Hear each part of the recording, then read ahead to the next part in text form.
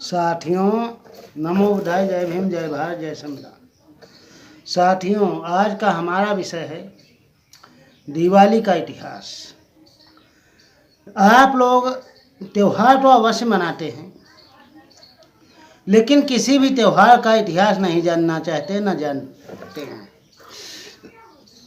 तो आइएगा, आज मैं दिवाली का इतिहास आपको बताने जा रहा हूँ, क्या है और कैसा है।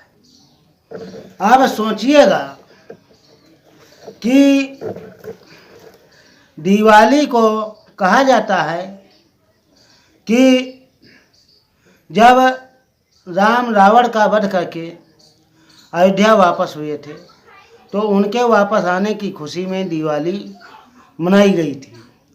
लेकिन आप इस बात का विचार करें कि ये कैसे सही है, इसके ऊपर आप तर्क उठाएं। वाल्मीकि रामायण और तुलसी रामायण रामचरितमानस के अनुसार राम अयोध्या को वापस आए थे चैत मास में, और दिवाली मनाई जाती है आश्विन मास में, कुंवार मास में। ऐसा क्यों है, इस बात के ऊपर भी आप लोगों को विचार करना, सोचना चाहिए। उसके साथ साथ आप ये सोचेगा कि जब दिवाली राम के आने की खुशी में मनाई जाती है, तो इसमें पूजा होनी चाहिए राम लक्ष्मण सीता हनुमान की, लेकिन पूजा लक्ष्मी गणेश की क्यों होती, ये भी आपको सोचना है। इस इतिहास को जब लेकर के चला जाए तो सन 1969 में पेरियार E.V. रामास्वामी नायकर की लिखी हुई पुस्तक सच्ची रामायण और पेरियार ललय सिंह यादव की लिखी हुई पुस्तक सच्ची रामायण की चाबी के ऊपर उत्तर प्रदेश सरकार ने हाई कोर्ट द्वारा मुकदमा कर दिया था। वह उस मुकदमे का फाइनल 1973 में हाई कोर्ट इलाहाबाद में किया गया, जिसमें रामायण को एक काल्पनिक ग्रंथ घोषित किया गया। फिर यही याचिका उत्तर प्रदेश सरकार ने सुप्रीम कोर्ट में मुकदमा किया। तब सुप्रीम कोर्ट में सन 1976 में फिर इस बात का फैसला आया, रामायण एक काल्पनिक ग्रंथ है और रामायण समाज में सुनाना समाज के लिए हानिकारक है, इसलिए रामायण के ऊपर बैन किया जाता है। फिर भी आप लोग रामायण के पीछे पड़े हुए हैं, ऐसा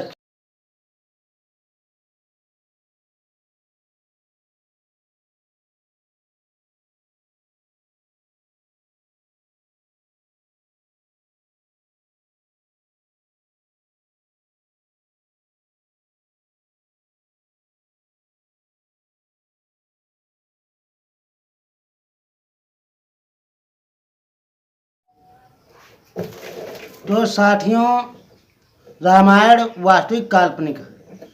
क्यों? क्योंकि हमने पहले एक वीडियो डाला था अयोध्या का काला इतिहास। उसमें हमने बतलाया था कि अयोध्या शहर पहले था ही नहीं। सम्राट अशोक के समय में साकेत शहर था। जब मौर्य साम्राज्य के अंतिम सम्राट बृहदत्त मौर्य की हत्या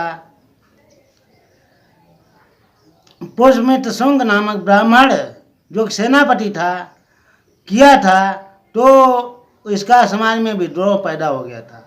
उस विद्रोह से बचने के लिए ये वहाँ से भागा था और साकेत में शरण लिया था और साकेत में ही अपनी राजधानी स्थापित किया था। तब इसका नाम अयोध्या दिया था। कौशल राज्य की राजधानी हमेशा श्रावस्ती रही थी और साकेत मगध के राज्य के अंतर्गत आता था। तो साथियों, रामायण काल्पनिक ग्रंथ है। अब आप सोचिएगा कि हनुमान पृथ्वी के ऊपर पैदा हुए और तो शरीर में पृथ्वी से छोटे ही होंगे, लेकिन पैदा होते ही सूर्य को निगल लिया, ऐसा कैसे संभव? क्यों? सोचिएगा, पृथ्वी से छोटा शरीर, अगर जो सूर्य का पृथ्वी से दूरी पूछ लो तो लोगों के होश बिगड़ जाते हैं। क्यों? पृथ्वी से सूर्य 15 करोड़ किलोमीटर दूर है और अगर सूर्य का व्यास पूछ लो तो पृथ्वी से 109 गुना बड़ा है। साथ ही सूर्य का अगर टेम्परेचर पूछ लो तो बोलती बंद हो जाएगी। सूर्य का टेम्परेचर 6000 डिग्री सेल्सियस है, जिसमें कोई भी धातु तक नहीं रुक सकती, सब गल जाती हैं, जल जाती हैं। तो ऐसी चीज़ को हनुमान जी कैसे भाई निगल गए?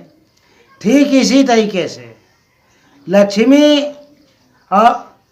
तो उजेले में आएगी नहीं, गणेश भी काल्पनिक हैं। इन सब के इतिहास जब खोजेंगे तो काल्पनिक सिद्ध होगा। तो साथियों, ऐसी काल्पनिक चीज़ों पर ना जा कर के आप लोग पहुँचिएगा उस जो वास्तविक इतिहास है। सोचिए, अयोध्या का निर्माण 184 ईसा पूर्व के बाद में सम्राट बृहदत्त मौर्य की हत्या के बाद में साकेत का नाम बदल करके अयोध्या रखा गया। अयोध्या कोई शहर नहीं था। जब अयोध्या शहर ही नहीं था तो राम कहाँ से आ गए? वही पुष्यमित्र शुंग काल्पनिक राम बना था और सम्राट बृहदत्त मौर्य को काल्पनिक रावण बनाया गया था। और उसी के चक्कर में अपने ही इतिहास को दमन करने वालों की आप खुशहाली मना रहे हैं और जो वह भी झूठी।